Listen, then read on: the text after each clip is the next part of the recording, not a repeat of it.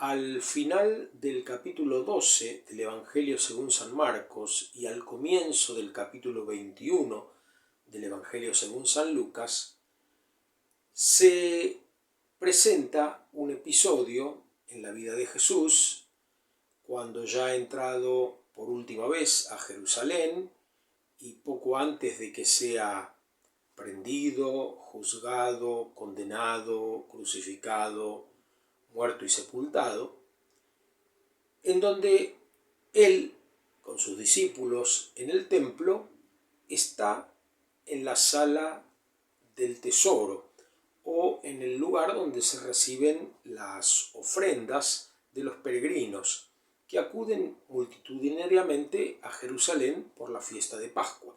Se calcula que más o menos se quintuplicaba la población de Jerusalén en esos días. Solamente quedaban dentro de la ciudad los habitantes habituales y la gente de mucho poder adquisitivo que podía conseguir un lugar donde pasar la noche. Los demás iban a las afueras de la ciudad y estaban en carpas, en tiendas que se armaban en los alrededores. Pero al templo acudía muchísima gente y esta sala de ofrendas estaba junto a el patio de las mujeres o los prosélitos, los gentiles, donde podían acudir tanto los judíos circuncidados como los que no eran circuncidados. Y dicen ambos textos que Jesús estaba mirando. Lucas dice levantando la mirada. Y Marcos dice que sentado miraba cómo depositaban las ofrendas en el tesoro. Ciertamente que muchos ricos, al hacer sus ofrendas, hacían notar la cantidad que depositaban.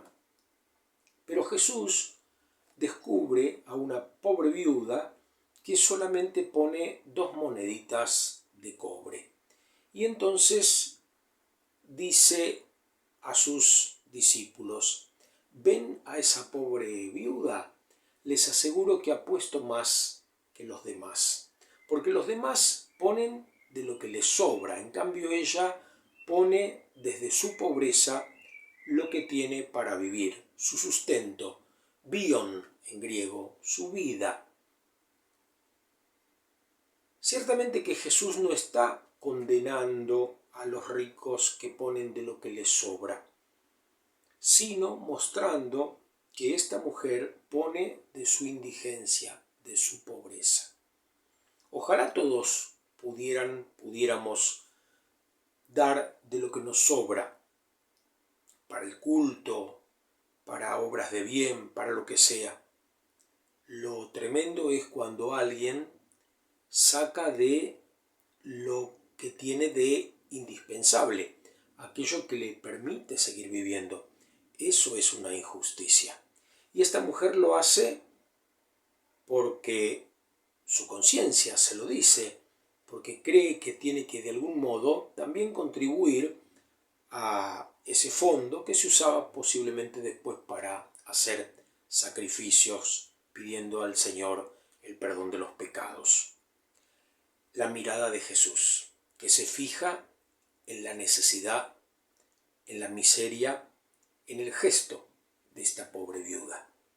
Hace unos años predicaba yo unos ejercicios espirituales a unas religiosas y había llevado el libro de Mandalas Cristianos que hicimos con la editorial Amico, en donde hay distintas ilustraciones que tienen que ver con la religión católico-romana. Una de estas ilustraciones es una cruz que está rodeada por 4 palmas, una alusión a la pasión de Jesús. 2 de estas palmas se unen entre sí y forman una especie de triángulo. Una religiosa pintó muy prolijamente esa mandala y en el triángulo dibujó el ojo de Dios. Entonces después me muestra su pintura y me pregunta: ¿por qué usted puso acá el ojo de Dios? No, hermana, yo no puse el ojo de Dios. El ojo de Dios lo puso usted. Si quiere, aprovechemos estos ejercicios para hablar de ese tema, para ver cómo es ese ojo de Dios para usted. Dice Voltaire que Dios creó al ser humano a su imagen y semejanza y que éste le pagó con la misma moneda. Nosotros nos imaginamos a Dios con características humanas. Por eso hablamos de la visión de Dios, del ojo de Dios. ¿Cómo entendemos esta mirada que Dios tiene sobre cada uno de nosotros? ¿Cómo me siento mirado por Él? Podríamos decir que en la medida en que esa mirada es de reprobación, esa mirada es de juicio, esa mirada es de condenación, tenemos una imagen terrorífica de Dios.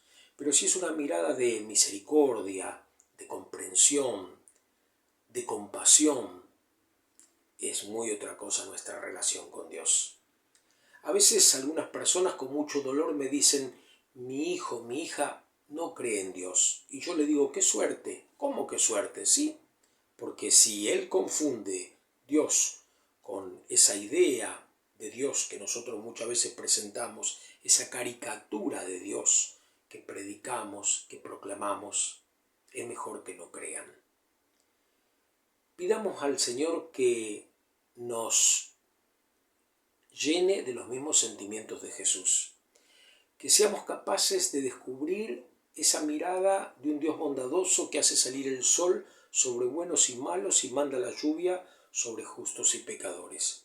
Recordemos lo que dice el profeta Isaías: mis criterios no son los criterios de ustedes, mis caminos no son los caminos de ustedes. Así como dista el cielo de la tierra, así distan mis juicios, mis criterios, mis caminos de los de ustedes.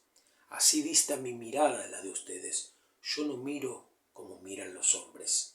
Yo miro en profundidad. Yo conozco a cada uno por lo que es y lo amo tal cual es. Que el Señor nos conceda esta gracia. Pidámoselo tal vez con esas palabras que usamos en esa hermosa oración mariana, la salve. Vuelve a nosotros esos tus ojos misericordiosos y muéstranos a Jesús, a aquel que tenemos que imitar. Tenemos que tener los mismos sentimientos de Cristo Jesús, el cual no condenó a los ricos porque daban de lo que les sobraba, pero sí señaló a la pobre viuda que al dar se quedaba sin lo necesario para vivir.